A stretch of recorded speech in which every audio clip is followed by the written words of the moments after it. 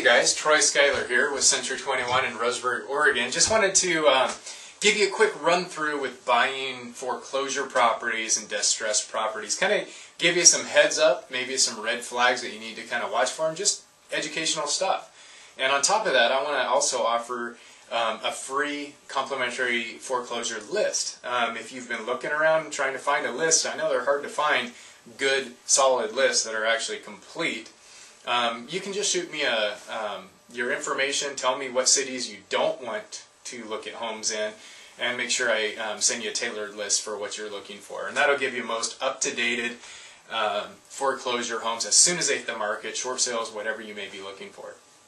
But before I do that, you know, we have a lot of homes on the market in Douglas County. We have a lot of foreclosure homes, a lot of distressed properties where homeowners, you know, they're short selling their home. That means they're netting zero, and they've given up, but they're trying to do the honorable thing and just sell their house so they don't have a foreclosure, both on their record and their credit hit and all that kind of stuff that comes with that. So, you know, there are agents out there that have told you to run away from a short sale. If the bank's involved, it's doomed. You're never going to get this thing through, and that's just not true. I just closed another one last week, and it was a very, very good buy for these purchasers that bought this house. I think it was like 50-something thousand under what the appraisal came in at, which is really a good buy. So, you know, don't run away from that. If that's what your agent is telling you, then I would recommend talking to a different agent.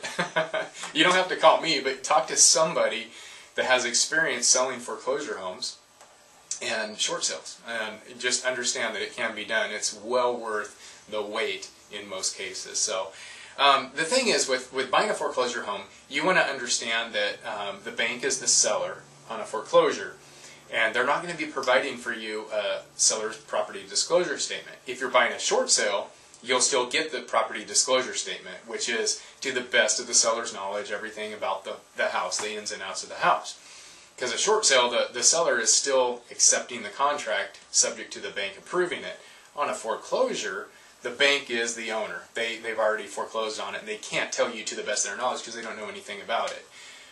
You should try to, if you can, find out how long the home has been vacant if it's a foreclosure, because especially in Oregon with the wet climate that we have, I've seen mold and mildew and some real issues like that creep into some of these homes that have been sitting vacant for months and months and months and months with no heat on. So when I list a foreclosure, it's one of the first things I do is get the heat turned on so we can, you know, dry the thing and keep it the humidity level where it's not going to breed more, you know, problems like that.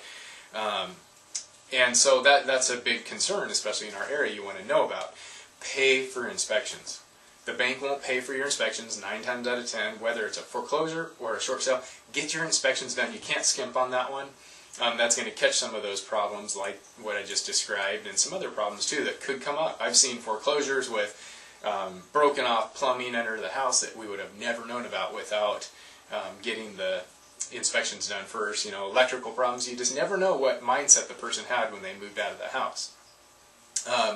Understand that the list price on a foreclosure home is typically, when it's a brand new listing, it's typically pretty close to market value. It might be a little bit less, but you'll see in about 30 days they're going to start dropping the price on that listing too. So if there's a foreclosure you looked at a couple months ago, it might be time to revisit that home. And if it's a short sale that you made an offer on and the bank rejected it, and it's been a couple months, it might be time to revisit that if you still like the home, because that company may be willing to negotiate that far on that now. So when you make an offer, I think the number one thing to getting a short sale through, and I have other videos on this as well, is to have all your paperwork in order. You're going to need to show them that you're approved for the loan. You're going to have to show them that you're a legitimate buyer. Don't do a promissory note. Those are worthless, especially in a bank's eyes.